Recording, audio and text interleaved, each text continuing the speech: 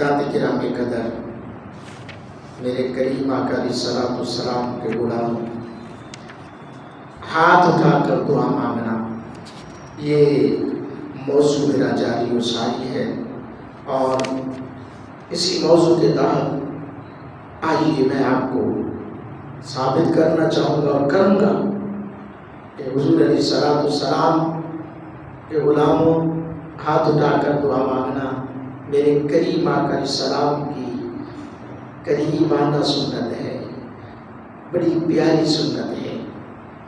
حضرت عبداللہ ابن عمر رضی اللہ تعالیٰ عنہ بیان کرتے ہیں، رسول اللہ صلی اللہ علیہ وآلہ وسلم نے ارشاد فرمایا، بے شک تمہارا رب بڑا حیا والا ہے، بے شک تمہارا رب بڑا حیادار اور کریم ہے۔ وہ اس بات سے حیا محسوس کرتا ہے کہ اس کا کوئی بندہ اس کے سامنے دعا کر کے لیے ہاتھ اٹھائے اور وہ انہیں خالی لوٹا دے، بس جب بھی تم میں سے کوئی دعا کے لیے ہاتھ اٹھائے تو یوں کہے، یا حی لا الہ الا انت یا ارحم الراحمین۔ جب بھی دعا مانگو اللہ کو، یا حی لا الہ الا انت یا ارحم الراحمین یا احکم الحاکمین یا رب العالمین۔ یہ کلمات 3 بار دہرائے، پھر جب اپنے ہاتھوں کو واپس ہٹائے تو وہ انہیں اپنے چہرے پر پھیر لے۔ جی ہاں، حدیث کے الفاظ ہے، ذالک الخیر علی وجہ۔ اللہ، حضرت امام زہری رضی اللہ تعالیٰ عنہ فرماتے ہیں کہ رسول اللہ صلی اللہ علیہ وسلم دعا میں اپنے ہاتھ مبارک سینے اقدس تک بلند فرماتے ہیں اور پھر دعا کے بعد ان کو چہرہ انور پر پھیر لیتے۔ جی ہاں، پھر چہرہ انور پر پھیر لیتے، یعنی ایسے مانگنے کا حکم ہے، ہاتھ اٹھا کر مانگنے کا حکم ہے۔ اللہ، اگلی حدیث سماعت فرمائیں۔ حضرت عبداللہ ابن عباس رضی اللہ تعالیٰ عنہ فرماتے ہیں، حضور علیہ الصلوۃ والسلام جب دعا فرماتے تو اپنی مبارک ہتھیلیوں کو اپنے رخ زیبا کی طرف فرما لیتے، رخ زیبا کی طرف، ہتھیلیوں کو رخ زیبا کی طرف فرما لیتے۔ سبحان اللہ، یہ جو ہتھیلیاں ہیں رخ زیبا کی طرف، وہ رخ اس صورت میں جان آکھاں کہ جانے جہان آکھاں، سچ آکھاں تے رب دی میں شان آکھاں، جس شان تو شانہ سب بنیاں۔ سبحان اللہ، ما اجمل کا، ما احسن کا، ما اکمل کا، او کتے میرے علی کتے تیری سنا، مشاکہ کیا کتے جا لگی۔ حدیث کے جملے جب دعا فرماتے تو اپنی مبارک ہتھیلیوں کو اپنے رخ زیبا کی طرف فرما لیتے۔ حضرت خلاد بن سعید انصاری رضی اللہ تعالیٰ عنہ بیان کرتے ہیں، حضور اکرم صلی اللہ علیہ وآلہ وسلم جب دعا فرماتے تو اپنے ہتھیلیوں کو اپنے چہرے انور کے سامنے کر لیتے۔ ایسے بھی کرنا، یعنی ایسے بھی کرنا جائز ہے، دعا ایسے بھی مانگنا جائز ہے، سینے تک ہاتھ رکھ کر دعا مانگنا بھی جائز ہے، لیکن پتہ یہ چل رہا ہے ہاتھ اٹھا کر دعا مانگنی چاہیے، چاہے ایسے مانگو، مانگو سراب سے ہاتھ اٹھا کر اور پھر چہرے پر ہاتھ مال لیا کر۔ یہ بعض کا ایسے کرنا نہ مانگو، سنت ہے۔ کیوں اجرت اختیار کرتے ہیں؟ مانگ بھی دعا رہے ہیں پھر اجرت اختیار کرتے ہیں۔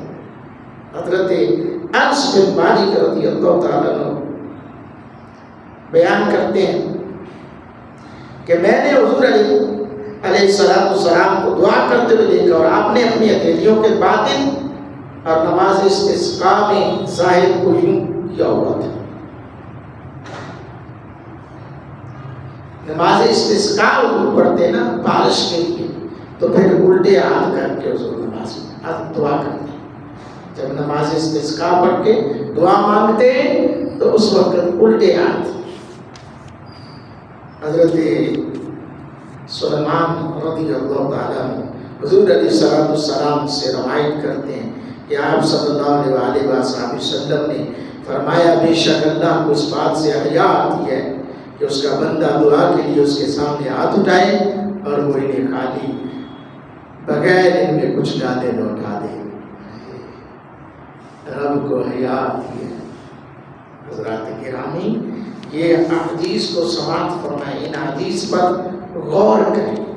میرے آقا علیہ الصلوۃ والسلام کے ان فرمودات پر غور کریں. حضرت انس بن مالک بیان کرتے ہیں کہ حضور علیہ السلام نے فرمایا جب کوئی بندہ دعا کرتا ہے اور اپنے ہاتھ کو اٹھاتا ہے اللہ تعالیٰ سے مانگتا ہے تو اللہ تعالیٰ فرماتا ہے بے شک میں اپنے اس بندے سے حیا کرتا ہوں کہ میں اس کی دعا کو رد کر دوں. حضرت مولا علی پاک رضی اللہ تعالیٰ عنہ بیان کرتے ہیں رسول اللہ صلی اللہ علیہ وسلم نے فرمایا بے شک تمہارا رب بڑا حیادار اور سخی ہے، اسے اس بات سے حیا آتی ہے کہ کوئی بندہ دعا کے لیے اس کے سامنے اپنے ہاتھ اٹھائے وہ انہیں خالی ان میں خیرات ڈالے بغیر واپس لوٹا دے. حضرت عبداللہ ابن عباس رضی اللہ تعالیٰ عنہ سے مروی ہے حضور علیہ السلام نے فرمایا دیواروں کو پردوں سے نہ چھپایا کرو اور جو شخص اپنے بھائی کے خط میں بغیر اس کی اجازت کے دیکھتا ہے بے شک وہ جہنم کی آگ میں دیکھتا ہے. اللہ تعالیٰ سے ہتھیلیاں اوپر کر کے سوال کیا کرو اور ہاتھ کی پشت پر نہ رکھا کرو اور جب فارغ ہو جاؤ تو انہیں اپنے چہروں پر مل لیا کرو. حضرت اسود عامری اپنے والد سے روایت کرتے ہیں میں نے حضور علیہ السلام کی معیت میں نماز فجر ادا کی، پس جب آپ صلی اللہ علیہ وسلم نے سلام پھیرا تو ایک طرف رخ انور موڑ کر اپنے دونوں مبارک ہاتھ اٹھائے اور دعا فرمائی. کتنی دلیلیں تو یارو، دلائل کے انبار لگ چکے ہیں. دلائل ہی دلائل ہیں، حضور علیہ السلام کی احادیث کے دلائل موجود ہیں. حضرت محمد بن ابی یحییٰ رضی اللہ تعالیٰ عنہ روایت کرتے ہیں میں نے حضرت عبداللہ بن زبیر رضی اللہ تعالیٰ عنہ کو دیکھا اور انہوں نے ایک آدمی کو نماز سے فارغ ہونے سے قبل ہاتھ اٹھائے دعا مانگتے ہوئے دیکھا. بس جب وہ نماز سے فارغ ہوا تو حضرت عبداللہ بن زبیر نے اسے فرمایا بے شک حضور علیہ السلام دعا کے لیے ہاتھ نہیں اٹھاتے تھے یہاں تک کہ وہ نماز سے فارغ نہ ہو جائیں.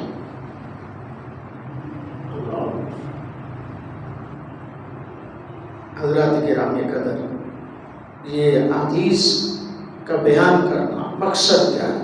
ہمیں اس بات پہ زور دینا چاہیے کہ ہم اللہ سے ہاتھ اٹھا کر مانگیں، رب سے ہاتھ اٹھا کر مانگیں. حضرت انس رضی اللہ تعالیٰ